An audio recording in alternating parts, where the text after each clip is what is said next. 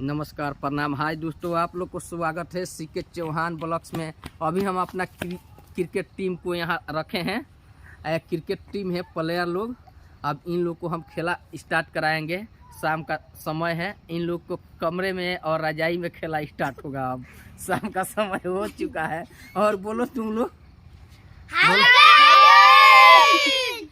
आराम आराम से बोलो यार, स्पीकर फाट जाएगा, फिर मोबाइल खरीदना पड़ेगा। तो ये बच्चा लोग है और ये आया है खेलने। शाम का समय हो गया है, तो हम अभी एक गाना गाने जा रहे थे, तब तक ये आ गया, हाला करने लगा। इसी बीच में गाओ, कौन सा गाना गाएगा बोलो? नींबू खरबूजा भइल, हाँ लॉलीपॉप लागल, गाओ।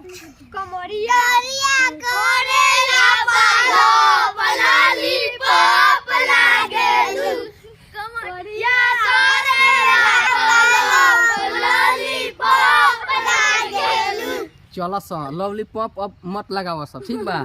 अब जा सो हो गई तो के वीडियो भागो सब।